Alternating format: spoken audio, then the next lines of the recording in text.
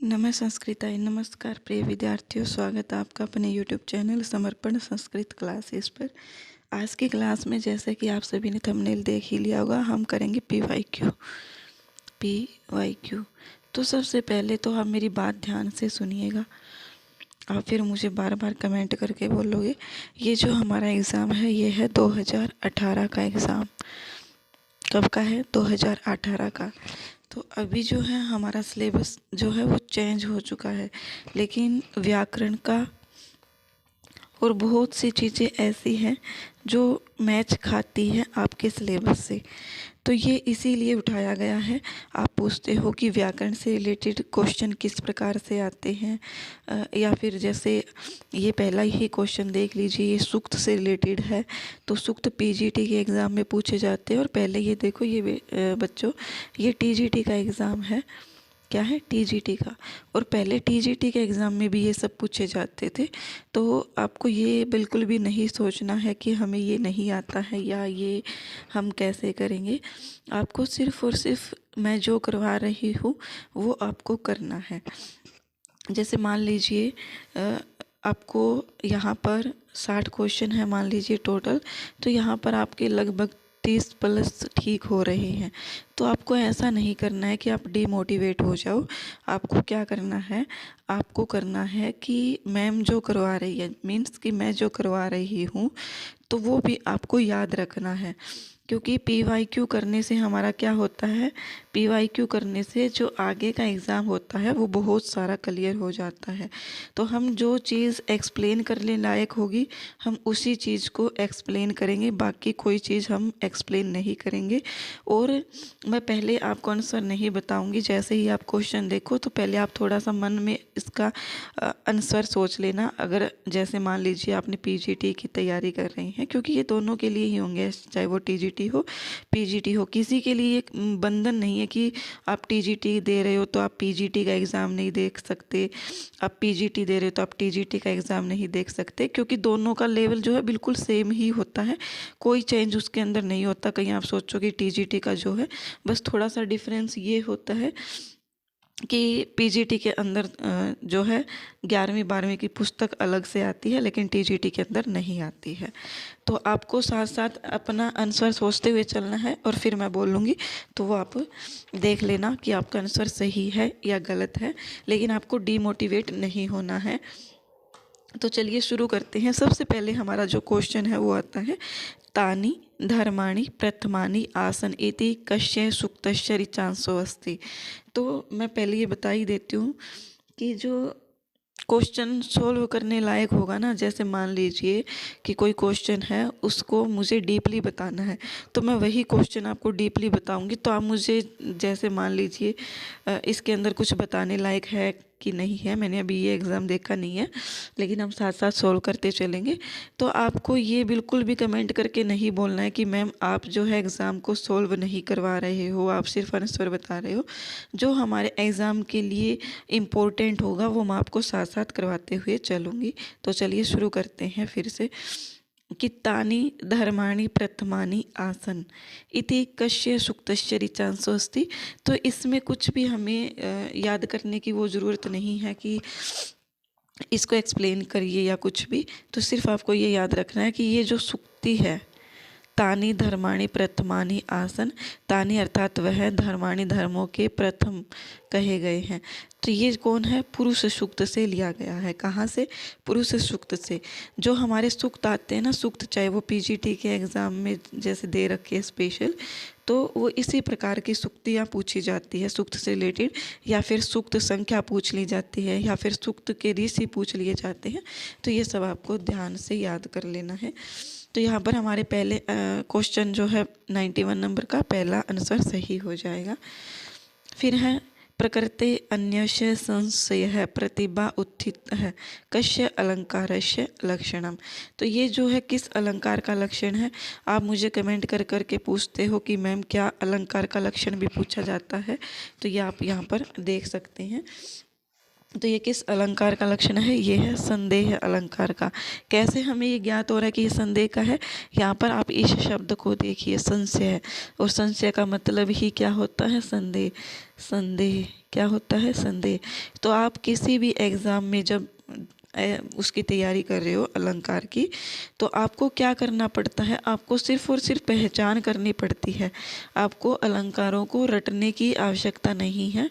आप कोई एक शब्द उठाइए, उसमें से उसकी पहचान कीजिए, आपको अच्छे से याद रहेगा। जैसे इसमें हमें ये लाइन दी गई है, तो यहाँ पर मुझे पता है कि संशय शब्द वहीं पर आएगा जहाँ पर संदेह अलंकार होगा, तो हमारा सही ऑप्शन हो जाए ऑप्शन नंबर 2। इसी प्रकार से जैसे हम उत्प्रेक्षा करते हैं, तो उत्प्रेक्षा में संभावना शब्द की पहचान कर लीजिए कि संभावना उत्प्रेक्षा, इस प्रकार से उसका कुछ लक्षण होता है। तो यहाँ पर आप इसी प्रकार से कुछ याद कर लोगे एक एक टर्म किसी भी लक्षण की, तो आपको पूरा का पूरा लक्षण रटने की आवश्यकता नहीं है, क्योंकि हमारा कोई रिटर्न एग्ज़ाम नहीं हो रहा है, हमें सिर्फ और सिर्फ पहचानना है। अगर हमें संभावना शब्द देखने को मिल जाए तो हम सीधा का सीधा आंसर कर देंगे उत्प्रेक्षा अलंकार है। कैसा अलंकार है? उत्प्रेक्षा। तो इसी प्रकार से आप अपनी पहचान रखिए। चलिए फिर अब हम आगे देखते हैं। मृच्छक कटिकस्य काव्य विधा वर्तते। मृच्छक कटिक जो है उसकी काव्य विधा। काव्य विधा क्या होता है? काव्य का प्रकार। हर बार पूछी जाती है, और ये मृच्छक कटिकम तो पता ही नहीं है कि ये जो एग्जामिनर है इनको क्या ही अच्छा लगता है। मतलब चाहे यूजीसी नेट का एग्ज़ाम हो या फिर चाहे आपका एस्टेट हो, कोई भी एग्ज़ाम हो, मतलब मृच्छक कटिकम से ही प्रश्न इनको देने के लिए मिलता है, और कोई पूछते ही नहीं है ये, जैसे और कोई पुस्तक ही नहीं होती है। तो मृच्छक कटिकम हमारा क्या है? एक प्रकरण ग्रंथ है। क्या है? प्रकरण ग्रंथ है। कितने प्रकरण है इसके अंदर? 10 प्रकरण है। कितने? 10 प्रकरण है मृच्छक कटिकम के अंदर। और इसका जो नायक है वो कौन है? मृच्छक कटिकम का नायक कौन है? नायक है चारुदत्त। कौन है? चारुदत्त। चारुदत्त की एक है प्रेमिका जिसका नाम है वसंत सेना। क्या है? वसंत सेना। और दूसरी है पत्नी जिसका नाम क्या है? दूता। क्या है? दूता। और इसका एक क्या है? चारुदत्त का पुत्र भी है जिसका नाम क्या है? रोहसेन। ये पूछा जाता है। क्या नाम है? रोहसेन। अब इसी से रिलेटेड हमारे एनसीईआरटी के पुस्तक में एक पाठ भी है जिसका नाम आप सभी जानते हैं। यहाँ पर मृच्छक कटिकस्य है, वहाँ पर क्या है पाठ का नाम? वहाँ पर है सौवर्ण शक्टिका। क्या नाम है? सौवर्ण शक्टिका। तो सौवर्ण शक्टिका मृच्छक कटिकम के किस अंक से है? तो ये हम सभी जानते हैं किस अंक से है। मृच्छक कटिकम के ये है हमारे 6ठे अंक से। तो ये आप चाहे आप साथ साथ अपने नोट्स बनाइए या साथ साथ याद करते चलिए। सारी की सारी जो चीज़ें मैंने बताई है, सब की सब चीज़ें इम्पोर्टेंट हैं। चलिए, आई होप आप समझ गए होंगे। तो ये हमारा मृच्छक कटिकम क्या होता है? प्रकरण। कितने प्रकरण थे? 10 प्रकरण। चलिए अब हम आगे देखते हैं। एतेषु कः कविः अग्निमित्रम उपाधिम लब्धवान, कि इनमें से किस कवि की उपाधि जो है वो अग्निमित्र है? तो ये आप सभी जानते ही हैं, भास की उपाधि क्या है? अग्निमित्र। क्या है? अग्निमित्र। क्या है? अग्निमित्र। माघ की उपाधि का नाम क्या है? माघ की उपाधि है घंटा। घंटा माघ।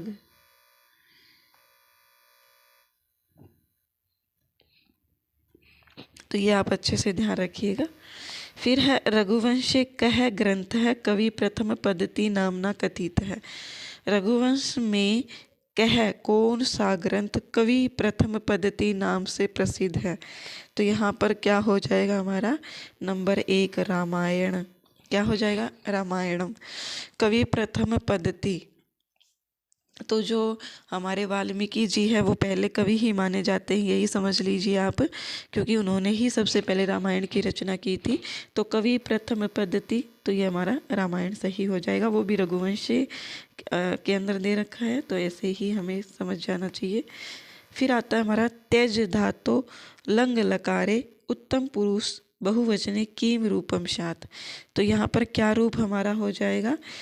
यहाँ पर हो जाएगा त्यज धातु हो और लंग लकार। तो लंग लकार आप सभी जानते हैं ए से शुरू होता है, तो सभी में हमारा ए देखने को मिल रहा है।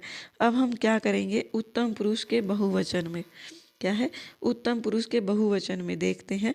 तो उत्तम पुरुष के बहुवचन में हमारा क्या बन जाएगा, हमारा बन जाएगा ए तेजाम। क्या बन जाएगा, ए तेजाम। ये नहीं बनेगा, ए तेजाई कभी भी नहीं बनता है, त्यक्षाम नहीं बनेगा।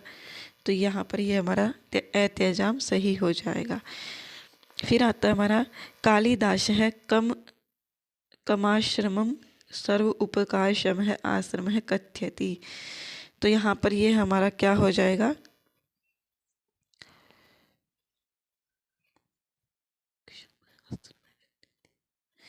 यहाँ पर हमारा सही ऑप्शन हो जाएगा गृहस्थ आश्रम। यहाँ पर क्या पूछा गया है इस क्वेश्चन के अंदर, क्वेश्चन को समझिए कि कालिदास के अनुसार सबसे ऊपरी सर्वश्रेष्ठ जो है आश्रम है वो कौन सा है। तो ये आप सभी जानते हैं कि गृहस्थ आश्रम ही सर्वश्रेष्ठ होता है। अपने गृहस्थ जीवन में रह करके जो है अपना जीवन यापन करना। गृहस्थ जीवन क्या होता है वो आप सभी जानते ही हैं, जैसे हमारे माता पिता हम लोग जो है जीवन यापन करते हैं उसी को हम गृहस्थ बोलते हैं। तो सर्वश्रेष्ठ आश्रम क्या है, गृहस्थ आश्रम है। कभी भी पूछा जाए आप अच्छे से ध्यान रखिएगा। फिर आता है हमारा 98 नंबर क्वेश्चन, जिसमें है एद धातु हो शानच प्रत्यय सति किम रूपम भवति। तो ये हम सब जानते ही हैं कि जब शानच लग जाता है तो मान बन जाता है। क्या बन जाता है, मान। तो यहाँ पर हमारा सही ऑप्शन हो जाएगा एद मान है। क्या हो जाएगा, एद मान है। एषु नाटकेषु वीर रस प्रधानम नाटकम अस्ति। तो यहाँ पर इन नाटकों में वीर रस प्रधान नाटक कौन सा है, तो ये आप सभी जानते ही हैं। पहली बात तो रत्नावली है वो हमारा नाटक नहीं है, नाटिका है, तो ये होगी ही नहीं।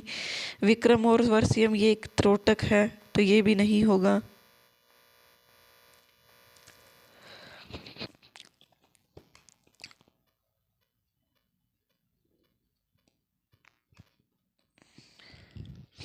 मृच्छकटिकम अभी हमने पढ़ा, ये एक प्रकरण ग्रंथ है, लेकिन हमसे रस प्रधान पूछा गया है। तो मृच्छकटिकम एक श्रृंगार रस प्रधान नाटक है। कैसा नाटक है, श्रृंगार रस प्रधान।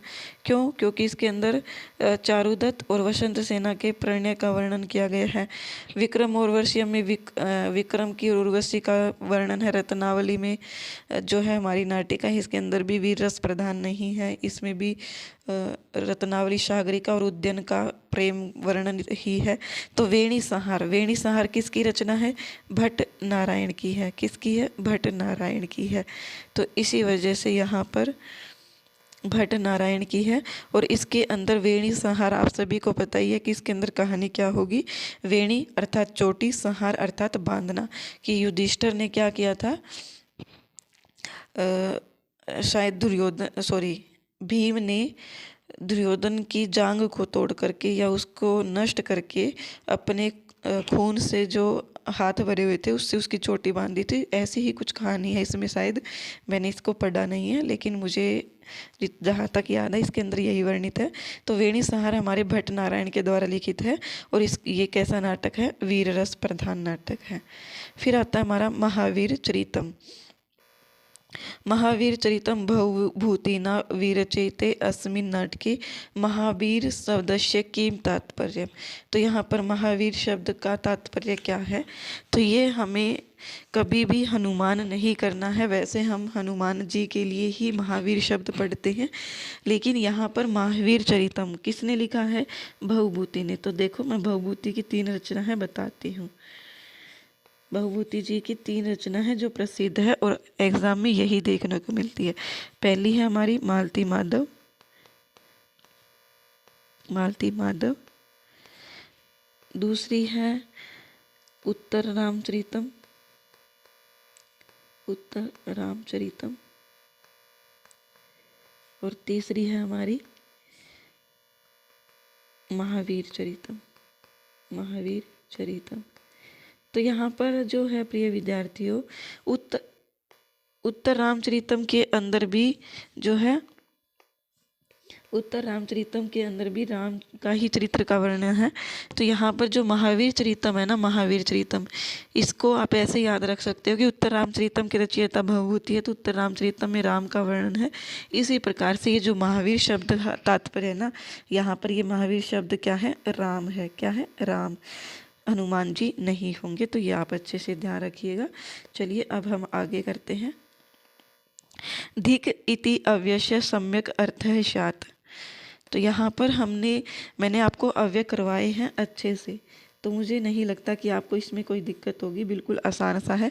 शंका नहीं होगा, निषेध नहीं होगा, अल्प नहीं होगा। क्या हो जाएगा हमारा सही ऑप्शन? सही ऑप्शन हो जाएगा हमारा वत्सरनम। क्या हो जाएगा? वत्सरनम। मुझे तो ये बोलना भी नहीं आ रहा, वत्सरनम। तो ये हमारा क्या हो जाएगा? धिक् का, क्योंकि धिक् का अर्थ ही क्या होता है? धिक्कारना, और इसका भी अर्थ यही हो रहा है, वत्सनम का अर्थ भी यही हो रहा है। तो यहाँ पर हमारा सही अर्थ हो जाएगा धिक् का वत्सनम। फिर आता है हमारा आगे, एषु तवा प्रत्यांतेषु। क्या है? एषु तवा प्रत्यांत रूपेषु अशुद्ध विकल्पम अस्ति। तो यहाँ पर तवा प्रत्यय हमें जोड़ना है। तो क्या है? पृष्ठ प्लस तवा पृष्ठवा, गम प्लस तवा गमित्वा। तो यहाँ पर गम प्लस तवा मेरी ख्याल से गंतवा होना चाहिए, गंतवा, उपित्वा। तो यहाँ पर यही गलत है, बाकी जो है वो सही है। हित्वा, पित्वा, ग्रहित्वा, लीडवा, सोडवा, जगदवा, उद्दित्वा, उषित्वा, कृत्वा। तो ये ही हमारा गलत है। यहाँ पर पहला ऑप्शन अशुद्ध पूछ रखा है। ये आप अच्छे से ध्यान रखिएगा जब भी एग्जाम को सॉल्व करो, कि शुद्ध पूछा है या अशुद्ध पूछा है, अस्ति पूछा है या नास्ति पूछा है। तो ये आपको अच्छे से ध्यान रखना है। तो हमारा ये क्या हो जाएगा? ऑप्शन नंबर 1 हो जाएगा 102 का, क्योंकि अशुद्ध पूछा और अशुद्ध हमारा गमित्वा शब्द ही अशुद्ध है। फिर आता है हमारा अनुस्वारस्य यही प्रस्वरण है, संधि का सूत्र है। अस्य सूत्रस्य उदाहरणम अस्ति। क्या है? इस सूत्र का उदाहरण क्या है? तो यहाँ पर इस सूत्र का उदाहरण क्या हो जाएगा हमारा?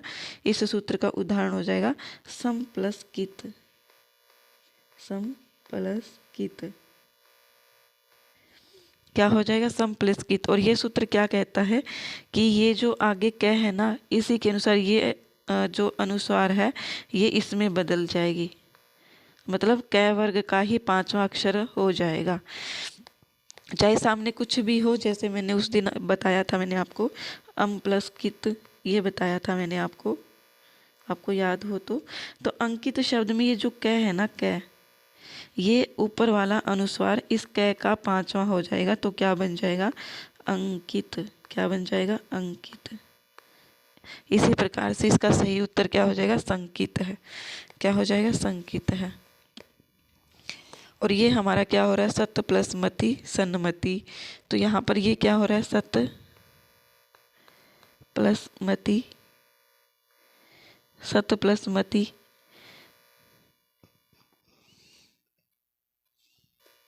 सत प्लस मति, यहाँ पर ये क्या बन रहा है? ये आप मुझे कमेंट करके बताओगे क्या बन रहा है। अनुविति क्या होता है? अनु प्लस इति, अनु प्लस इति। अगर हम इसका विच्छेद करें तो ये इस प्रकार से होगा। तो यहाँ पर उ को क्या हो जाता है? वह हो जाता है। तो यहाँ पर कौन सी संधि है? यण संधि है। ये आप अच्छे से ध्यान रखिएगा। यण संधि यण संधि का जो सूत्र है वो क्या है? इको यणचि। फिर आता है हमारा गिरिष्ठा विशेषणम कस्य देवस्य वर्तते। गिरिष्ठा जो विशेषण है वो किस देव का है? तो ये हमारा किसका है? विष्णु हो, विष्णु भगवान का है। किसका है? विष्णु भगवान का है। चुर धातो, चुर धातु लोट लकारस्य उत्तम पुरुषस्य बहुवचने रूपम स्यात्। चोर धातु है, लोट लकार उत्तम पुरुष में क्या रूप बनेगा? तो यह बन जाएगा हमारा चोरयामहे। क्या है? चोरयामहे। ये हमारा सही आंसर हो जाएगा। फिर आता हमारा जायन्ते इत्यस्मिन् पदे कः धातु वर्तते। क्या है? जायन्ते इत्यस्मिन् पदे कः धातु वर्तते।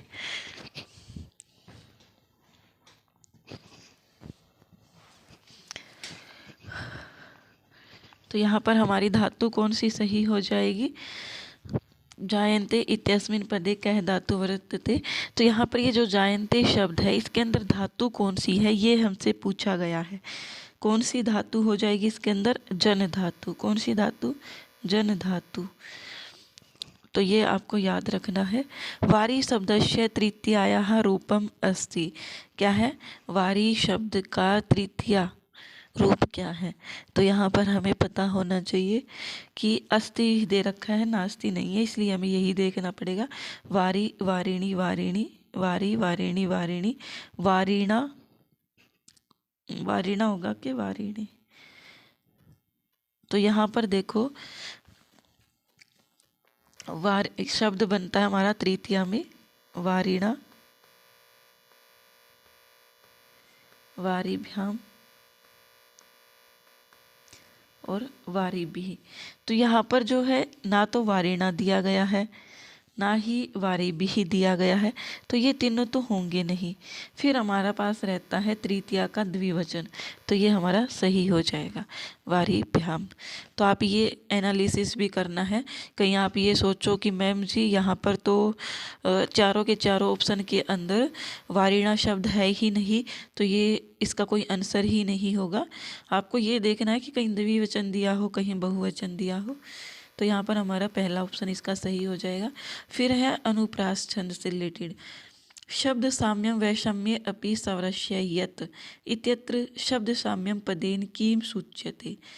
यहाँ पर शब्द साम्य पद से क्या सूचित किया जाता है? तो यहाँ पर व्यंजन की समानता। क्या? शब्द साम्यम अर्थात व्यंजन की समानता होने पर, शब्द साम्यम अर्थात शब्द यहाँ पर जो अर्थ है ना प्रिय विद्यार्थियों, यहाँ पर शब्द का अर्थ है व्यंजन। क्या है? व्यंजन। कि व्यंजनों की तो समानता होगी और स्वरस्य वैषम्येपि, और स्वरों की विषमता होने पर जहाँ पर वहाँ पर क्या होता है? अनुप्रास अलंकार। तो ये मैंने जब अलंकार करवाए थे आपको अच्छे से करवाए हैं। जिन्होंने पढ़ रखा है उनको कोई दिक्कत नहीं आ रही है, जो सीधा प्रैक्टिस करने आए हैं उनको थोड़ी सी दिक्कत आ सकती है। तो मैंने ग्रामर की प्लेलिस्ट बना रखी है, वो आप देख लीजिएगा। डिस्क्रिप्शन में लिंक डाल दूंगी मैं, वहाँ से आप देख लीजिएगा। तो ये जो शब्द का अर्थ है ना, शब्द का अर्थ ये क्या है? इसका अर्थ क्या है? व्यंजन। तो यहाँ पर ये आपको पता होना चाहिए। फिर आता है हमारा अधोलिखितेषु कस्मिन् पदे विशेषण उभयपद कर्मधारय नास्ति। क्या है? इन नीचे लिखे गए किस पद में विशेषण उभयपद कर्मधारय नास्ति, अर्थात इन दोनों में जो पद है ना वो कर्मधारय नहीं है। तो यहाँ पर पूछा है, नहीं है वो पूछा है हमसे, तो कौन सा सही हो जाएगा इसका सही ऑप्शन? इसका सही ऑप्शन हो जाएगा कृष्ण सर्प है। क्या हो जाएगा? कृष्ण सर्प है।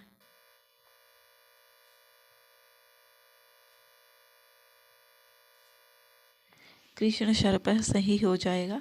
कृष्ण सर्प का अर्थ है काला मृग।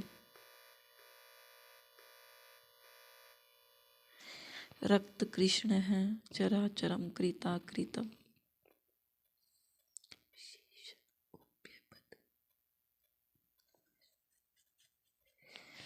देखो मैं बताती हूँ ये क्वेश्चन क्या पूछा गया है कि उभय पद विशेषण नहीं है, ऐसा कोई कर्मधारय।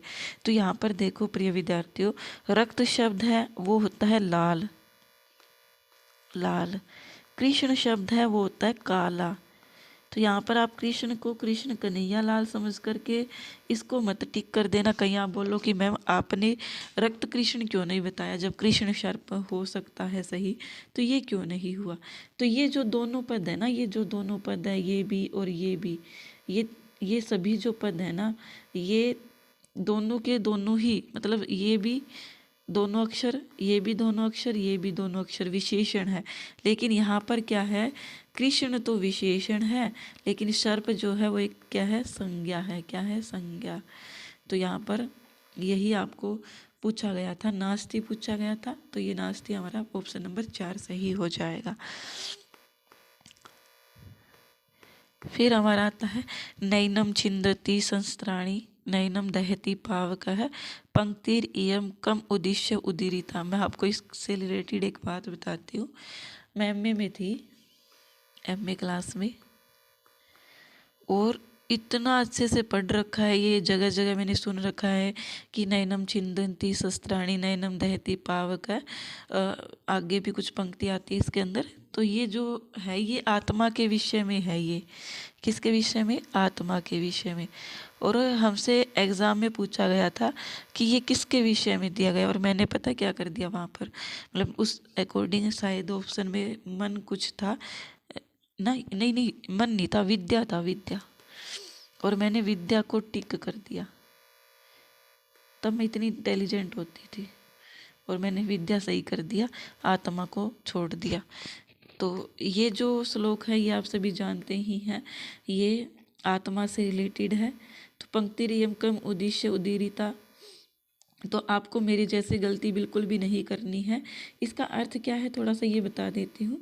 न एनम छिन्दन्ति, न एनम, एनम अर्थात इसको, न नहीं, छिन्दन्ति छील सकते हैं, चीर सकते हैं, शस्त्राणी शस्त्रों से, कि ना ही तो हम इसको शस्त्रों से चीर सकते हैं, न एनम दहती पावकन, और न ही एनम इसको, पावक है क्या होता है? अग्नि, अग्नि से दहती जला सकते हैं।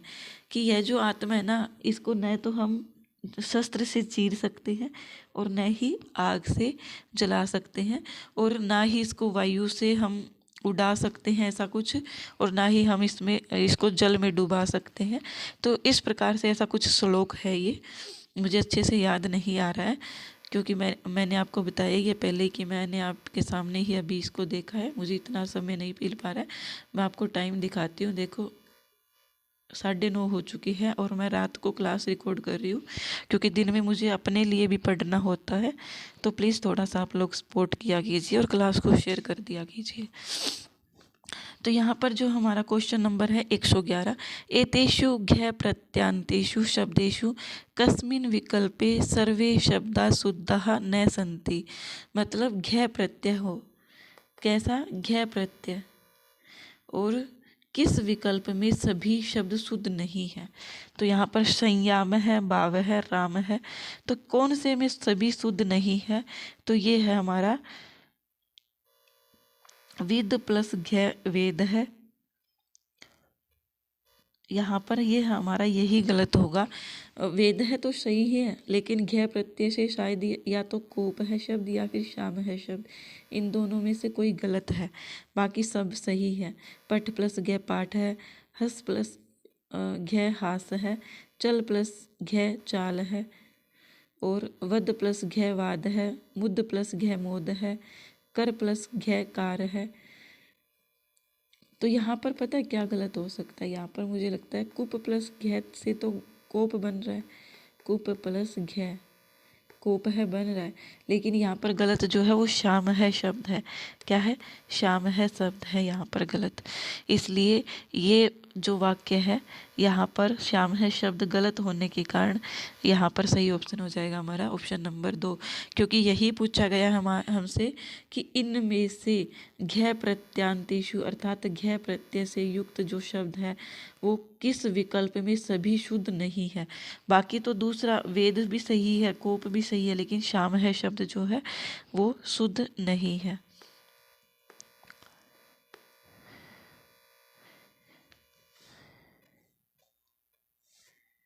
फिर आता है हमारा क्वेश्चन नंबर 112। क्या है? मनु स्मृति अनुसार विवाहस्य कति भेदाः सन्ति।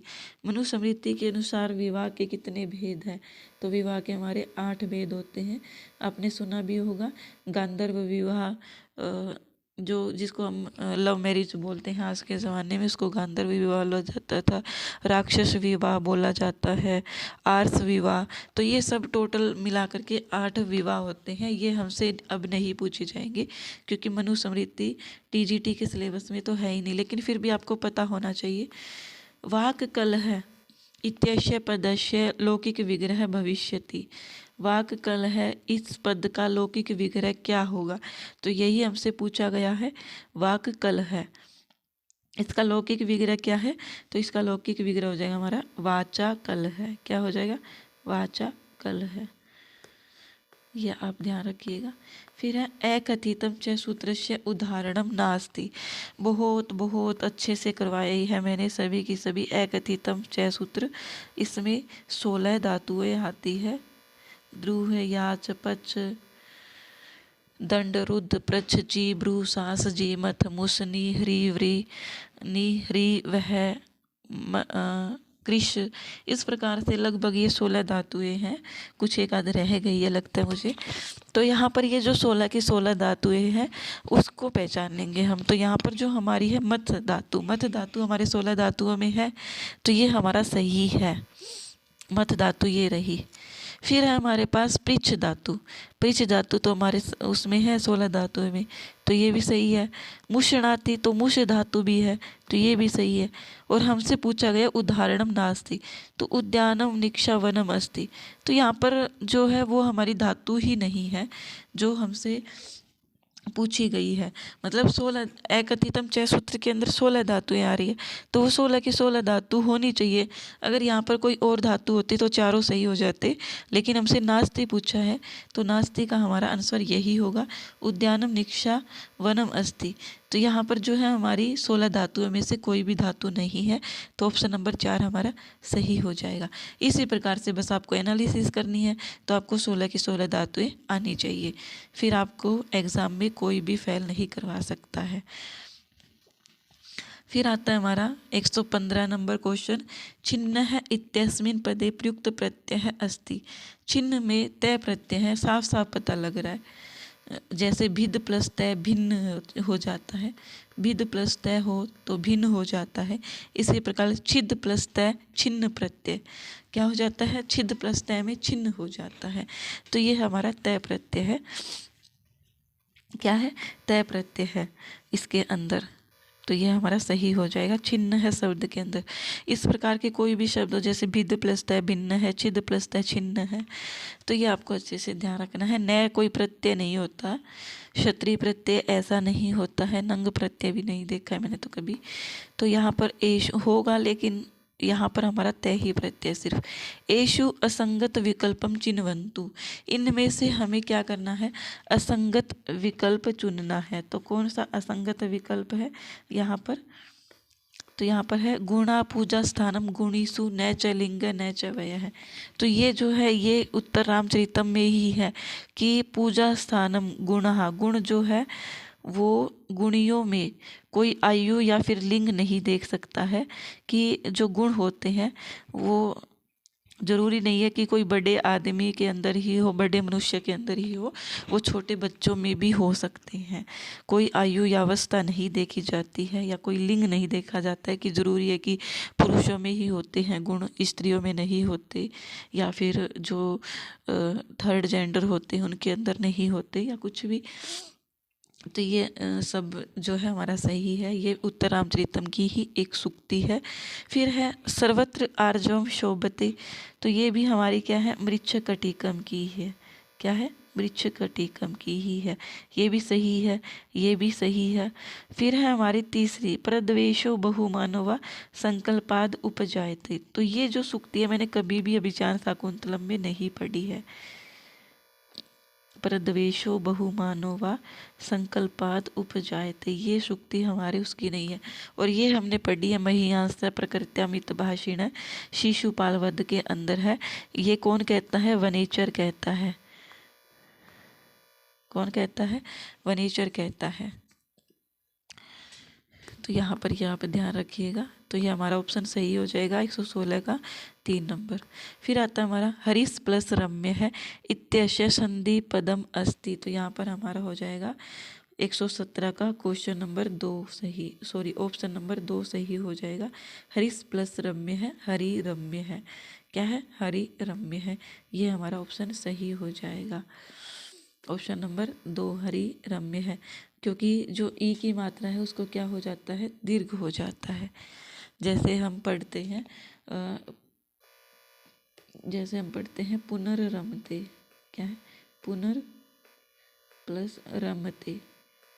तो जो पुनर्रमते उदाहरण है वो क्या हो जाता है, रे को हटा करके दीर्घ हो जाता है, पुनः रमते।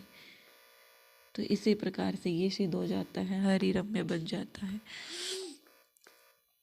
उत्तर रामचरिते कति अंक संति, कितना इजी क्वेश्चन है, 7 है भाई। चलो मैं इनका नाम भी बता देती हूँ आपको।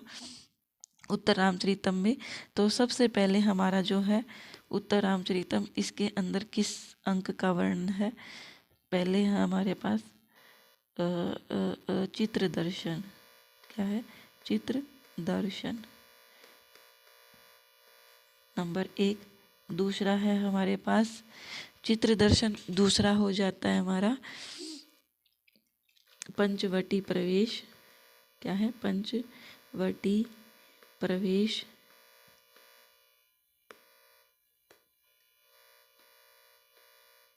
तीसरा है छाया। चौथा है कौशल्याजनक योग या कौशल्याजनक मिलन लिख सकते हैं, कौशल्याजनक मिलन चतुर्थ अंक में हुआ था, कौशल्याजनक मिलन। फिर पांचवा हमारा आता है, पांचवा क्या है, पांचवा है कुमार विक्रम, कुमार विक्रम। छठा है, छठा का नाम है कुमार प्रत्याभिज्ञान, कुमार प्रत्याभिज्ञान। और जो सातवां अंक है उसका नाम क्या है, सातवां है सम्मेलन। क्या है, सम्मेलन। अच्छे से ध्यान रखिएगा, पूछे जाते हैं अंकों के नाम भी। तो यहाँ पर इतना इजी सा क्वेश्चन पूछ रखा है कि कोई कितने अंक है उत्तर रामचरितम में, 7 है। पहला कौन सा है, पहला है चित्र दर्शन, चित्र दर्शन के बाद पंचवटी में प्रवेश, फिर तीसरा छाया, चौथा कौशल्याजनक मिलन, पांचवा कुमार विक्रम। कुमार विक्रम मीन्स कि यहाँ पर जो कुमार है, कुमार कौन, जो राम के पुत्र है लव कुश, इनके बारे में, उनके पराक्रम के बारे में वर्णन है। फिर है कुमार प्रत्यभिज्ञान, अर्थात उन बच्चों की लव और कुश की पहचान हो जाना प्रत्यभिज्ञान है। और फिर सम्मेलन अर्थात मिलन हो जाता है। क्या हो जाता है, मिलन हो जाता है। तो यहाँ पर ये आपको अंकों के नाम सीधा ये ही याद नहीं रखना कि ये नाम जो है उत्तर रामचरितम का, आपको सीक्वेंस में ही ये याद होना चाहिए, क्योंकि सीक्वेंस में ही पूछे जाते हैं। तो चलिए अब हम शुरू करते हैं। ये हमारा हो गया, 7 होंगे। फिर है 119 अशुद्ध पदम चिन्हवन्तु, इसमें से अशुद्ध पद चुनना है। तो मन है प्लस चिकित्सा, मनश्चिकित्सा, मन है प्लस जय मनोज्ञ है, मन है प्लस कामना मनोकामना, सत्य प्लस उपदेश है, सदुपदेश है। तो इसमें गलत कौन सा है, तो ये हमारा गलत हो जाएगा मनोकामना। क्यों गलत हो जाएगा ये मनोकामना, क्योंकि मनोकामना को हम ऐसे ही लिखते हैं, मन है प्लस कामना।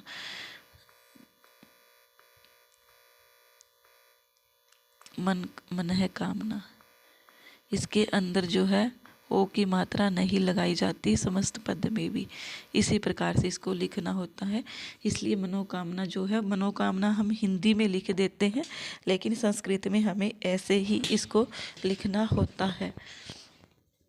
चलिए, आप, मुझे लगता है कि आप ये समझ गए होंगे गलत क्यों है। फिर हमारा क्वेश्चन नंबर 120, कवः सूर्य प्रभवो वंशः कवच अल्पविश्यामतिः तितीर्षु दुर्स्तरम मोहात् उडुपेनस्मि सागरम। इत्यत्र को अलंकार है, बिल्कुल इजी सा है, सबने रट ही रखा होगा, निदर्शन अलंकार है। कौन सा अलंकार है, निदर्शन अलंकार है, क्योंकि इसके अंदर की यहाँ पर यही कहा गया है कि कहाँ तो सूर्यवंशी जो मतलब श्री राम का जो है सूर्यवंश है, जैसे मनु, राजा दिलीप, अज, दशरथ, ये सब हुए हैं, और कहाँ मेरी जो है अल्प विषय वाली बुद्धि। ये कौन कह रहा है, कालिदास कह रहा है, किसके अंदर, रघुवंश के अंदर। तो थोड़ा सा यहाँ पर हम रघुवंश के बारे में जान लेते हैं। रघुवंश के अंदर, रघुवंश का ये श्लोक है, रघुवंश का ये श्लोक है, किसने लिखा है? कालिदास ने। रघुवंश किसकी रचना है? कालिदास की। रघुवंश में कितने सर्ग है? 19 सर्ग है। कितने सर्ग है? 19। कितने राजाओं का वर्णन है रघुवंश में? 31 राजाओं का। कितने? 31 राजाओं का वर्णन है। और रघुवंश का जो नायक है वो कौन है? नायक वैसे तो राम है, लेकिन प्रथम अंक में किसका वर्णन है? राजा दिलीप का। किसका? राजा दिलीप का। और राजा दिलीप की पत्नी कौन है? सुदक्षिणा। कौन है? सुदक्षिणा। तो थोड़ा सा ये बस आपके लिए हो गया। और ये जो रघुवंश है हमारी, रघुवंश की गणना किसके अंदर की जाती है? ये आप सभी जानते ही हैं। लघुत्रय में इसकी गणना की जाती है। किस में की जाती है? लघुत्रय में रघुवंश की गणना की जाती है। लघुत्रय में रघुवंश की गणना की जाती है। कौन कौन से 3 ग्रंथ हैं? मुझसे मतलब 2 बार पहले गलती हो चुकी है, मैं उसको एक्सेप्ट करती हूँ। तो वो 2 ग्रंथ कौन कौन से थे जो मैंने वहाँ पर क्या बोल दिया था? अच्छा भला लिखा हुआ था, फिर भी मैंने गलत करवा दिया। उसके लिए मैं क्षमा चाहती हूँ। यहाँ पर आप सभी सही कर लीजिएगा। जिनको पता है उनको और भी अच्छी बात है कि लघुत्रय में पहला ग्रंथ है हमारा रघुवंश। दूसरा है हमारा कुमार संभव। कुमार संभव। और तीसरा है हमारा मेघदूत। क्या है? मेघदूत। तो ये हमारे टोटल लघुत्रय में 3 ग्रंथ है। कुमार संभव में क्या है? कुमार संभव में 17 सर्ग है। पहले 8 सर्ग तो कालिदास के द्वारा ही लिखे गए माने जाते हैं, लेकिन अंतिम जो 9 सर्ग है वो कालिदास की रचना नहीं मानी जाती है। और मेघदूत जो है इसमें 2 भाग है, पूर्व भाग और उत्तर भाग। तो थोड़ा सा इतना ही सामान्य परिचय के लिए काफ़ी है। फिर आता है हमारा तत् प्लस शिव। इसका जो है वो है तत् प्लस शिव। तो यहाँ पर इसका जो सूत्र हो जाएगा वो कौन सा है? हमसे सूत्र पूछा गया है। तो यहाँ पर बिल्कुल आसान सा है, देखने से ही पता लग रहा है। इसका अगर हम विच्छेद करें तो क्या है विच्छेद? तत् प्लस शिव। क्या है? तत् प्लस शिव। और ये तत्शिव बन रहा है। तो यहाँ पर ये जो सस अटी सूत्र है ये क्या कहता है? शय को 6 बना देता है। क्या बना देता है? 6। और तय को बन कर देता है 6। तो ये 6 और 6 मिल करके तत्शिव बन जाता है। तो ये मैंने अच्छे से आपको बताया है। मुझे नहीं लगता कि आपको किसी भी प्रकार की इस चीज़ में दिक्कत आती होगी। फिर हमारा केशा केशी इत्यस्मिन् पदे कै समास है। बहुत बहुत आसान बहुब्रीहि समास है। और वो भी कौन सा बहुब्रीहि है? व्यतिहार बहुब्रीहि है। कैसा बहुब्रीहि है? व्यतिहार बहुब्रीहि। इसके अंदर ऐसे ही एग्जाम्पल होते हैं जो सेम से होते हैं। जैसे केशा केशी होगा, मुष्टा मुष्टि हो गया, मुष्टि मुष्टि हो गया, पट पटाकृत्य हो गया। क्या हो गया? पट पटाकृत्य। तो ये सब जो एग्जाम्पल है ना, सेम सी 2 शब्द की अनाउंस होना, प्रोनाउंसिएशन सेम होना। जैसे मुष्टि मुष्टि, केशा केसी, दंडा दंडी। तो ये सब क्या है हमारे? तो ये सब है हमारे व्यतिहार बहुब्रीहि के उदाहरण। तो ये बहुब्रीहि सही हो जाएगा। ऑप्शन नंबर 1 सही हो जाएगा। फिर हमारा शुद्ध वाक्य मस्ती। किसमें से शुद्ध वाक्य कौन सा है? तो शुद्ध वाक्य छांटते हम। तो गुरुवः शिष्ये कुप्यन्ति। तो यहाँ पर जो है हमसे यही बोला गया है कि गुरु गुरु गुरु सॉरी गुरु गुरु गुरु है, गुरुम गुरु गुरुन, गुरुणा गुरुभ्याम गुरुभि गुरुवे गुरुभ्याम। तो यहाँ पर अब आप बोलोगे कि मैम आपने तो एक बार बताया था कि चतुर्थी विभक्ति आनी चाहिए, तो यहाँ पर जो है प्रथमा क्यों दी गई है?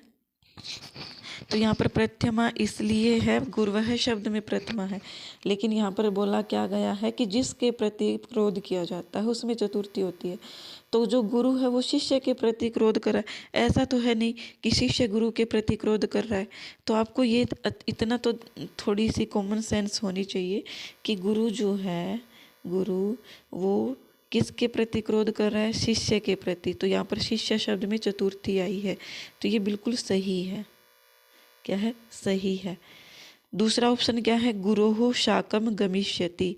क्या है, गुरोः शाकम गमिष्यति। तो यहाँ पर जो है ये भी हमारा क्या है, सही हो जाएगा, गमिष्यति। ग्रामस्य सम्यया विद्यालय अस्ति। ग्रामस्य सम्यया, ओ सॉरी सॉरी सॉरी, क्षमा करना, शुद्ध वाक्य हमसे पूछा गया है। क्या किया गया है, शुद्ध वाक्य हमसे पूछा गया है। Sorry sorry sorry. तो यहाँ पर शुद्ध वाक्य बताना है। ये जो शिष्य शब्द है, शिष्य, ये चतुर्थी विभक्ति में नहीं बनता है। शिष्य जैसे अगर हम राम का बनाए तो राम का देखो, राम है, रामौ रामा, रामम रामौ रामान, रामेण रामाभ्याम रामहि, रामाय रामाभ्याम रामेभ्यः, रामात् रामाभ्याम रामेभ्यः, रामस्य रामयो रामाणाम, रामे रामयोः रामेषु। तो रामे जो शब्द बन रहा है ना, रामे, वो किस में बन रहा है, वो बन रहा है सप्तमी के एक वचन में। किस में बन रहा है, सप्तमी के एक वचन में। तो अगर रामे शब्द सप्तमी के एक वचन में बन रहा है तो ये जो है शिष्य शब्द, ये भी तो सप्तमी का एक ही है, सप्तमी का एक वचन। तो हमें क्या चाहिए यहाँ पर, हमें चाहिए चतुर्थी। क्या चाहिए हमें यहाँ पर, हमें चाहिए यहाँ पर चतुर्थी विभक्ति। तो ये जो है ये हमारा गलत हो गया है। फिर है गुरोः शाकम। क्या है, गुरोः शाकम गमिष्यति। तो आपने देखा होगा जब कारक पढ़ा तो शाकम शब्द के साथ द्वितीय विभक्ति, सॉरी, शाकम शब्द के साथ तृतीया विभक्ति का प्रयोग किया जाता है। किसका, तृतीया का। सह अर्थे तृतीया शात, तृतीया ऐसे बनेगा, तृतीया विभक्ति का प्रयोग किया जाता है। तो ये भी हमारा क्या है, गुरोः शब्द, ये क्या है, तृतीया नहीं है, ये भी शायद षष्ठी या सप्तमी में से कोई एक है। तो ये भी हमारा गलत हो जाएगा, ये भी गलत है। ग्रामस्य समया विद्यालय अस्ति।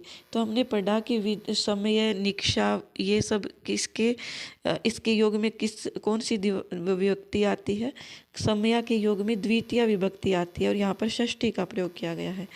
कौन से का, षष्ठी का। किसका, षष्ठी का। समया के योग में ग्रामस्य शब्द में द्वितीय आनी चाहिए थी, लेकिन ग्रामस्य शब्द में यहाँ पर षष्ठी है, इसलिए ये भी गलत हो गया, ये भी गलत हो गया, ये भी। शुद्ध वाक्य कौन सा हो जाएगा हमारा, राम है कृष्णम अभिक्रुध्यति, ये बिल्कुल सही है। क्योंकि जो सूत्र है वो क्या कहता है, पहला हमने एक सूत्र पढ़ा था कि जिसके प्रति क्रोध किया जाता है उसमें चतुर्थी होती है, लेकिन अगर क्रुद्ध धातु के साथ उपसर्ग लग जाए तो उसमें क्या हो जाती है, द्वितीय विभक्ति। और यहाँ पर हमारे पास क्रुद्ध धातु है और इसके आगे उपसर्ग लग गया है, तो यहाँ पर हमारी कौन सा सही हो जाएगा, द्वितीय विभक्ति, और जो बिल्कुल सही है। तो हमारा ऑप्शन नंबर 4 सही हो जाएगा। फिर है खंडन खंड खाद्यम ग्रंथस्य रचयिता वर्तते। तो ये आप सभी जानते ही हैं कौन है, श्री हर्ष है। खंडन खंड खाद्यम की रचना कौन, श्री हर्ष की रचना है। किसकी, श्री हर्ष की। चेतो नलम काम्यते मदीयम नैषधीय चरित महाकाव्यस्य अस्मिन वाक्य को अलंकार है। इस वाक्य में अलंकार कौन सा है ये पूछा गया है। तो ये क्या है, श्लेष अलंकार है। क्या है, श्लेष अलंकार। क्योंकि जो हमारा नैषधीय चरितम है इसमें लगभग श्लेष अलंकार ही आपको देखने के लिए मिलेगा। क्यों, क्योंकि इसके अंदर हर श्लोक का दो दो अर्थ हमें देखने को मिलता है। तो मतलब एक शब्द के दो अर्थ निकलते हो तो वो हमारा क्या हो जाता है, श्लेष अलंकार हो जाता है। फिर हमारा प्रश्न, कामात् क्रोधो अभिजायते एतद् वाक्यम कस्य सूत्रस्य उदाहरणं भवितुं शक्नोति। कि काम से क्रोध की उत्पत्ति होती है, ये किसका उदाहरण है, बहुत बहुत आसान है, जनि कर्तुः प्रकृति ही। अर्थात जिस चीज़ की उत्पत्ति होती है, तो काम से क्रोध की उत्पत्ति होती है, काम से क्रोध की उत्पत्ति होती है, तो ये जनि कर्तुः प्रकृति इसका सही सूत्र हो जाएगा। क्या हो जाएगा, सही सूत्र क्या हो जाएगा, ऑप्शन नंबर 3। एको रसः करुण एव निमित्त भेदात ऐसा उक्ति कुत्र प्राप्यते। तो एक रस करुण, ये कहाँ पर है, उत्तर रामचरितम में। कहाँ पर, उत्तर रामचरितम में। बहुत बहुत आसान सा पेपर बना रखा है। तो यहाँ पर एको रसः करुण एव निमित्त भेदात, ये किसका है, ये है उत्तर रामचरितम से। किसने कहा है? भवभूति ने। तो ये भी हमसे पूछा जा सकता है। जैसे इस एग्ज़ाम में हमसे पूछ रखा है कि ये किस ग्रंथ का है, हमसे ये भी पूछा जा सकता है कि ये किस कवि ने बोला है। तो ये उत्तरामचरितम में है। फिर है कारक प्रतिपादिकार्थ व्यतिरिक्त स्वस्वामी भावादि संबंधेषु का विभक्ति। बिल्कुल आसान है, षष्ठी विभक्ति है। स्वस्वामी संबंध जो बताता है वो कौन सी विभक्ति है? षष्ठी। बहुत बहुत इजी सा पेपर है 2018 का, जिसने भी दिया है मज़े ही हो गए होंगे उनके। तो यहाँ पर फिर हमारा आता है द्वादशे सप्तमे च स्थाने कस्मिन् छन्दसि यति आयाति नाम की निर्देशम कुरुतः। 12वें और 7वें स्थान पर किस छंद में यति आती है, ये हमें बताना है। तो ये हमारी आती है शार्दूल विक्रीडितम में। किस में आती है? शार्दूल विक्रीडितम में। ये हमारा सही हो जाएगा। चलिए फिर आगे करते हैं। यतश्च निर्धारणम इत्यस्य सूत्रस्य उदाहरणम नास्ति। तो यहाँ पर नास्ति पूछा है, पहले तो हमें यही ध्यान देना है, नास्ति है। यतश्च निर्धारणम इस सूत्र का उदाहरण नहीं है। तो छात्रेषु विनयः पटु, छात्रों में विनय जो है वो चतुर है, तो ये तो होगा। फिर है क्रीडत्सु बालकेषु निद्राम कृतवान, तो इसका कोई मीनिंग नहीं है। गोशु कृष्णा बहुशिरा, गोशु अर्थात गायों में, इसकी हिंदी क्या है? गायों में। कृष्णा काली गाय, बहुशिरा मतलब बहुत दूध देने वाली है। क्या है? बहुत दूध देने वाली है। तो ये भी क्या है? निर्धारण हो रहा है। बहुत सारी गायों में काली गाय को छाटा जा रहा है। इसी प्रकार से प्राणीषु मानव श्रेष्ठ है, अर्थात जितने भी प्राणी हैं इस धरती पर उसमें कौन है? मानव श्रेष्ठ है। प्राणियों में कौन है? मनुष्य श्रेष्ठ है। तो ये भी क्या है? निर्धारण का है। प्राणियों में मनुष्य श्रेष्ठ है, अर्थात बहुत सारी चीज़ों से निर्धारण करना। जैसे मैं बोलूँ कि एक कक्षा है, उसमें मैं बोल दूँ कि राधिका पूरी कक्षा में श्रेष्ठ है।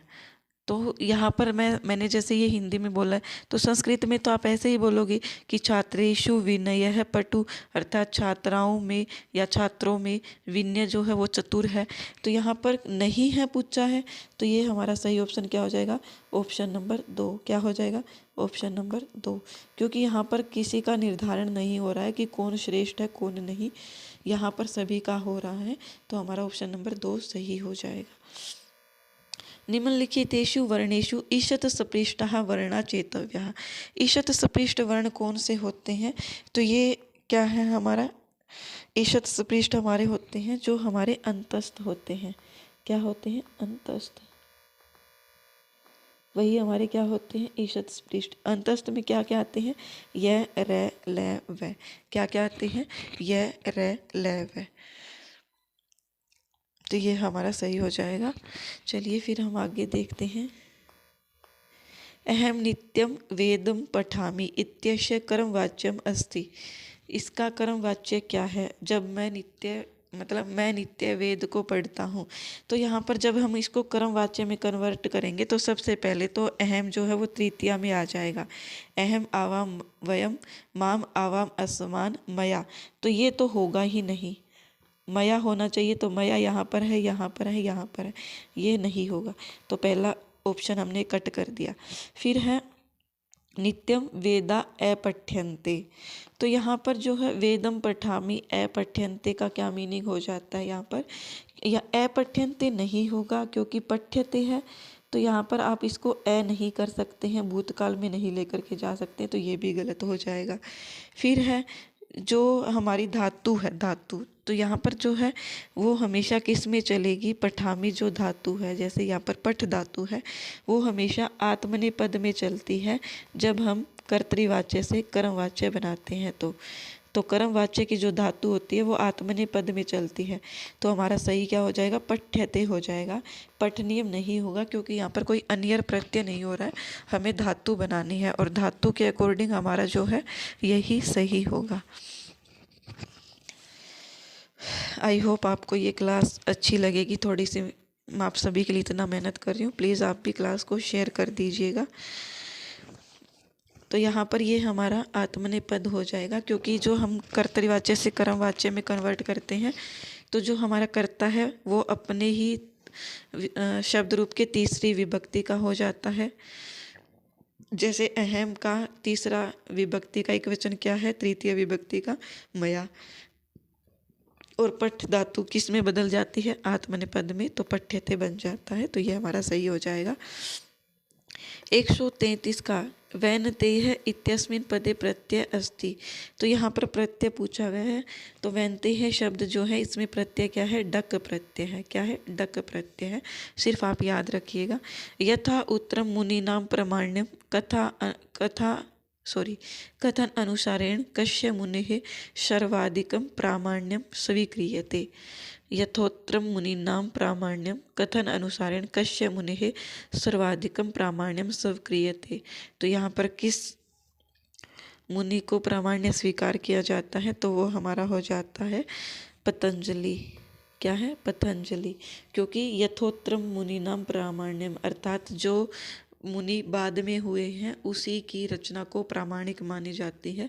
तो पतंजलि ही हमारे पाणिनि और कात्यायन से बाद में हुए हैं।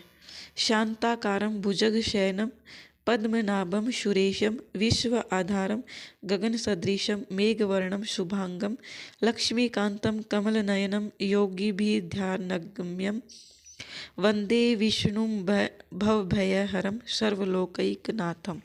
इसमें अलंकार पूछा, छंद पूछा हमसे। तो हमें ये श्लोक देखते ही घबराना ही नहीं है। हमें कैसे करना है हम ये जान ही चुके हैं। तो पहले हम वर्णों की गणना करते हैं।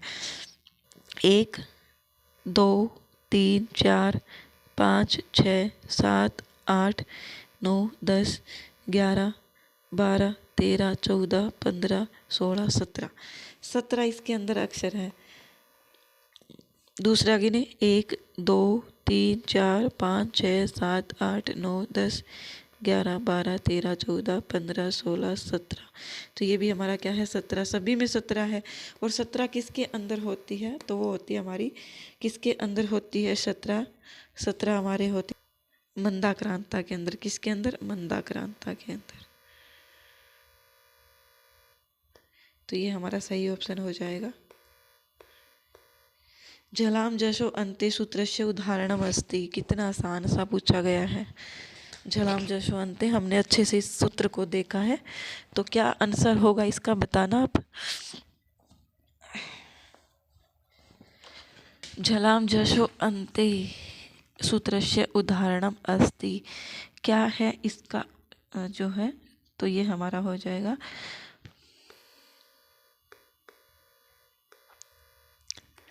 वाक धन ईश। तो ये सूत्र क्या कहता है कि झलों को जस आदेश हो झल परे रहने पर। तो यहाँ पर वाक धन ईश, वाक धन ईश। तो यहाँ पर उसी वर्ग का क्या हो जाता है, तीसरा अक्षर हो जाता है। क्या हो जाता है, तीसरा अक्षर। और यही एग्जाम्पल दे करके मैंने समझाया था। अब भी आपके क्वेश्चन सोल्व नहीं हो रहे हैं तो आपकी ही कहीं ना कहीं कमी है, क्योंकि टीचर का काम होता है आपको अच्छे से समझाना, और मैंने अपनी तरफ से सब कुछ करवा दिया है बिल्कुल। और आप लोगों की कमेंट भी देखने को मिल रही है। फिर भी आपका अगर क्वेश्चन सोल्व नहीं हो रहे हैं तो आपकी कहीं ना कहीं कमी है, उसको सुधार कीजिए। तेन त्यक्तेन भुंजितः एषा सुक्ति ही मूलतः कस्माद् उद्धृता अस्ति। तो ये सुक्ति कहाँ से उद्धृत है, ये सुक्ति है हमारी ईशावास्य उपनिषद से। बहुत आसान सी है, हमने बार बार पढ़ी भी है। ईशावास्य उपनिषद में कुल 18 ही मंत्र है। ईशावास्य उपनिषद शुक्ल यजुर्वेद की क्या है, शुक्ल यजुर्वेद का 40वां अध्याय है। शुक्ल यजुर्वेद का 40वां अध्याय क्या कहलाता है, ईशावास्य उपनिषद कहलाता है। शुक्ल यजुर्वेद का 40वां अध्याय ईशावास्य उपनिषद कहलाता है। अच्छे से ध्यान रखिएगा, 18 मंत्र है इसके अंदर। बस इतना ही काफ़ी है ईशावास्य उपनिषद के लिए। माहेश्वर सूत्रेषु अंतिमस्य वर्णस्य का संज्ञावस। आय हाय, इतना आसान, इत संज्ञा। मतलब एग्जामिनर भी हद ही होती है इतना आसान क्वेश्चन पूछने की। माहेश्वर सूत्रों में अंतिम वर्ण की क्या संज्ञा होती है, तो इत संज्ञा होती है। सभी को पता है, क्योंकि सभी अक्षर जो है वो लास्ट में हलंत वाले होते हैं और उनकी क्या होती है, इत संज्ञा होती है।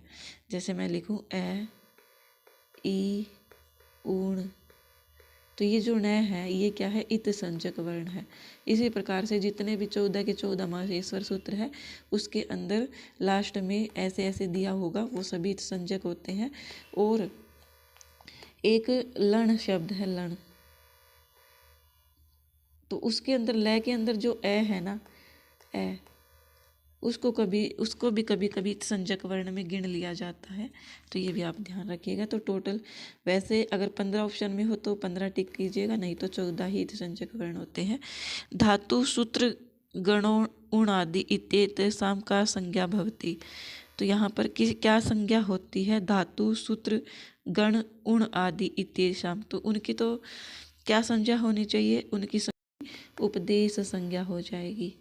धातु पाठ, सूत्र पाठ, गण पाठ, उण आदि पाठ, इन सभी की क्या संज्ञा होती है, उपदेश संज्ञा। मैंने आपको करवाया भी है जब हमने पढ़ा था उपदेश आद्य उच्चारणम, माहेश्वर सूत्र जब हमने किए थे तो मैंने उसमें आपको बताया था एक सूत्र की उपदेश आद्य उच्चारणम, उसी में मैंने ये बताया था। तो उसकी क्या संज्ञा हो जाएगी, उपदेश संज्ञा हो जाएगी इन सभी की, धातु पाठ, गण पाठ, सूत्र पाठ। फिर है अशुद्धम वाक्यम अस्ति, इनमें से अशुद्ध वाक्य कौन सा है, तो उसकी हम एनालिसिस करते हैं। अध्यापक है छात्रम प्रश्नम पृच्छति, कि अध्यापक जो है वो छात्र से प्रश्न पूछता है। यथा बीजे तथा फलम आत्मानम न प्रशंसति महापुरुष है अपूर्वो अयम आत्मविश्वास है। कौन सा गलत होगा, तो यहाँ पर हमारा गलत हो जाएगा आत्मानम न प्रशंसति महापुरुष है, ये हमारा क्या है, गलत है। क्या है, गलत है। अध्यापक है छात्रम प्रश्नम पृच्छति, अध्यापक छात्र से प्रश्न पूछता है, ये सही है। यथा बीजे तथा फलम, अर्थात जैसा बीज बोओगे वैसा ही फल मिलेगा, ये भी सही है। अपूर्वो अयम आत्मविश्वास है, ये भी हमारा सही है, लेकिन गलत क्या है, ये, और यही हमसे अशुद्ध पूछा गया है, तो हमारा ऑप्शन नंबर 3 हो जाएगा। प्रत्याहार विधायकम सूत्रम अस्ति, बहुत आसान सा है, आदि अंत्येन सहिता, सोचने की भी आवश्यकता नहीं है कि जो क्या है, आदि और अंत के, आदि और अंत जो है वो बीच वाले अक्षरों का भी बोध करवा रहा है। जैसे मैंने प्रत्याहार बनाए तो मैंने लिखा अण, मैंने ये जब प्रत्याहार बनाए जाते हैं तो मैंने अच्छे से बताया है, मैंने लिख दिया अण, तो अण के अंदर क्या है, ए, ई, उ और न, तो ये क्या है, शुरू का और आखिर का अक्षर मिल करके बीच वाले अक्षरों का भी बोध करवा रहे हैं, तो यही हमारा प्रत्याहार संज्ञा है। और इसका सूत्र कौन सा है, आदिर अंत्येन सहिता। वृद्धि रेचि वृद्धि संज्ञा सूत्र है। सुप्तिगंतम पदम पद संज्ञा सूत्र है। अचो अंत्यादि टी टी संज्ञा सूत्र है। तो ये सूत्र आप सभी को पता होना चाहिए, संज्ञा सूत्र पूछे जाते हैं। बहुत बहुत आसान सी चीज़ है। देखो, प्रस्थान त्रयम न गण्यते, किसकी गणना नहीं की जाती है, प्रस्थान त्रय में, तो श्रीमद् भगवत गीता में गणना की जाती है, श्रीमद् भगवत गीता की गणना की जाती है, ब्रह्मसूत्र की जाती है, उपनिषद की जाती है, लेकिन सामवेद की गणना नहीं की जाती है। तो हमारा ऑप्शन नंबर सही हो जाएगा, सामवेद है, क्योंकि न गण्यते पूछा गया है, क्या, न गण्यते, तो यहाँ पर हमारा सही हो जाएगा सामवेद। बाकी तीनों की गणना प्रस्थान त्रय में की जाती है। अब हम थोड़ा सा त्रय से रिलेटेड देख लेते हैं। तो पाषाण त्रय होता है एक, पाषाण त्रय, पाषाण त्रय, तो इसके अंदर जो है, इसके अंदर किराता अर्जुनियम के पहले 3 सर्ग आते हैं। क्या है, किराता अर्जुनियम के पहले 3 सर्ग, वेरी वेरी इंपॉर्टेंट है, याद रखिएगा। पहले 3 सर्ग किसके अंदर आते हैं, पाषाण त्रय के अंदर। कंफ्यूज नहीं होना है पाषाण और प्रस्थान त्रय में। प्रस्थान त्रय में श्रीमद् भगवत गीता, ब्रह्मसूत्र और उपनिषद आते हैं। फिर है हमारा क्वेश्चन नंबर 143, रुदतः पितुः विदेशम गतः अत्र प्रवृत्तम सूत्रम अस्ति। 143 का क्या हो जाएगा, रुदतः पितुः विदेशम गतः, तो यहाँ पर अनादर अर्थ में षष्ठी का प्रयोग हुआ है, तो षष्ठी च अनादरे, पितुः शब्द में क्या है, षष्ठी विभक्ति है, और रुदत है रोता हुआ, तो अनादर अर्थ में है, तो इसलिए यहाँ पर जो सूत्र है वो हो जाएगा षष्ठी च अनादरे। यश च भावेन भाव लक्षणम यतश्च निर्धारणम षष्ठी शेषे, शेष अर्थ में षष्ठी विभक्ति होती है, तो ये षष्ठी विभक्ति विधायक सूत्र है। यतश्च निर्धारणम अभी हमने पढ़ा, जो बहुतों में से निर्धारण करता है कि कौन श्रेष्ठ है। यश च भावेन भाव लक्षणम क्या है, ये लक्षण क्या करता है कि दो क्रिया होती है एक साथ, और उसमें से जो पहली क्रिया घटित होती है उस क्रिया में सप्तमी विभक्ति का जो है विधान ये सूत्र करता है, अर्थात सप्तमी विभक्ति उस सूत्र में लग जाती है। फिर है अभिमुखे मयि संहृतम इक्षितम हसितम अन्य निमित्तकृतोदयम विनय वारित वृत्तिस्तस्तया न विवृतो मदनो न च संवृत है। तो यहाँ पर किस छंद का ये उदाहरण है, तो हम पहले अक्षरों को गिनेंगे। 1 2 3 4 5 6 7 8 9 10 11 12। 1 2 3 4 5 6 7 8 9 10 11 12, 12 अक्षर। और 12 अक्षरों वाला क्या होता है, 12 अक्षरों वाला हमारा होता है भुजंग का वंश द्रुत चलता है, ये होता है भुजंग का वंश। ठीक है, ये हमारी भुजंग का वंश द्रुत द्रुत। तो ये सभी के सभी क्या है, भुजंग। ये इसमें वंशस्थ में भी 12 होते हैं, भुजंग में भी 12 अक्षर होते हैं, और द्रुत विलंबित में भी 12 अक्षर होते हैं। अब हम ये जानेंगे कि ये जो है इसमें छंद कौन सा है, तो इसके अंदर हमारा छंद कौन सा हो जाएगा, क्योंकि 12-12 ही होते हैं, तो यहाँ पर हमारा उपजाति नहीं होगा, पुष्पिताग्रा भी नहीं होगा। वंशस्थ और द्रुत विलंबित में से कौन सा होगा, तो वो हमारा हो जाएगा द्रुत विलंबित। कौन सा हो जाएगा, द्रुत विलंबित सही ऑप्शन हो जाएगा, वंशस्थ नहीं होगा। तो ये मैंने छंद बिल्कुल आपको इजी लेवल से करवा रखे हैं, देखते ही आप पहचान लोगे कि इसमें कौन सा छंद है। तो ये आप क्लास को देख लीजिएगा। संसारे अधुना इत्यत्र संधि सूत्रम अस्ति, संसारे अधुना इत्यत्र संधि सूत्रम अस्ति। ये क्वेश्चन क्या कहता है कि ये जो है संसारे अधुना, यहाँ पर संधि सूत्र कौन सा है, देखते ही पहचान आ रहा है, अवग्रह का चिन्ह है। अवग्रह का चिन्ह मीन्स एंगी क्या है, अंग एंग है पदांतादति, और यहाँ पर क्या हो जाता है हमारा पूर्व रूप संधि हो जाती है। क्या हो जाती है, पूर्व रूप संधि हो जाती है। कौन सी संधि है, पूर्व रूप संधि। जहाँ पर भी आपको समस्त पद में अवग्रह का चिन्ह देखने को मिले, समझ लेना कि पूर्व रूप संधि, और पूर्व रूप का सूत्र बेहिचक उठा करके आप लगा दीजिए। सत्यमेव जयते कश्याम उपनिषदि प्राप्यते, तो ये कहाँ पर मिलती है, मुंडक उपनिषद में। सत्यमेव जयते ये मुंडक उपनिषद में मिलता है। एषु सुमेलितम नास्ति, इनमें से सुमेलित नहीं है। काव्य अलंकार किसकी रचना है, एतेषु सुमेलित नास्ति, तो काव्य अलंकार जो है वो दंडी की नहीं है, काव्य अलंकार भामह की है। किसकी है, भामह की। बाकी सब सही है। अलंकार सर्वस्व रूयक की है, नाट्यशास्त्र भरत मुनि की है, व्यक्ति विवेक महिम भट्ट की है, लेकिन दंडी की रचना नहीं है, काव्य अलंकार भामह की है। और हमसे एषु सुमेलितम नास्ति ही पूछा गया था, तो ऑप्शन नंबर 1 हमारा सही हो जाएगा। वसंती ही प्रेमिणी गुणा न वस्तुनि एषा सुक्ति कस्मिन ग्रंथे आयाति, तो ये हमारी किस में है, ये हमारी किराता अर्जुनियम में। किस में है, किराता अर्जुनियम में है। पाणिनीय शिक्षायाम वर्णानाम कति उच्चारण स्थानी संति, कितने उच्चारण स्थान है, तो 8 ही है, आप सभी जानते ही हैं कितने हैं, 8। एषु कस्य वर्णस्य आहत्य अष्टादश वेदा न भवन्ति, किस वर्ण के अष्टादश वेद नहीं होते हैं, तो मैं आपको अच्छे से बताती हूँ। जो हमारे लघु अक्षर होते हैं ना, जैसे ए ई उ, ए ई उ री, ये क्या होते हैं, सभी के 18 भेद होते हैं। लेकिन जो हमारी ली है, ली क्या है, लरी, इसमें क्या है, इसमें हमारे 12 ही भेद होते हैं। क्यों होते हैं? क्योंकि लरी के अंदर दीर्घ का अभाव होता है। किसका अभाव होता है? दीर्घ का। तो ये भी हमसे पूछा जा सकता है कि लरी के 12 भेद किसके कारण होते हैं? तो लरी के 12 भेद दीर्घ के अभाव होने के कारण। मतलब दीर्घ के अगर 6 भेद नहीं होंगे तो यहाँ पर 12 ही रहेंगे। और फिर है कि जो ये होता है हमारा एकार, ओकार, ऐकार, तो ये क्या है, इनके अंदर ह्रस्व नहीं होता है। जैसे ए लिख दिया, ऐ लिख दिया, ओ लिख दिया, औ लिख दिया, तो इनके भी टोटल कितने भेद होते हैं? मतलब ए के भी 12 ही भेद होंगे, ऐ के भी 12 ही, ओ के भी 12 ही, औ के भी 12 ही, तो 12 भेद है। अब आपसे कोई पूछे कि इनके 12 भेद किस कारण से है, तो इनके 12 भेद इस कारण से है प्रिय विद्यार्थियों कि इनमें ह्रस्व का अभाव होता है। किसका? ह्रस्व का अभाव।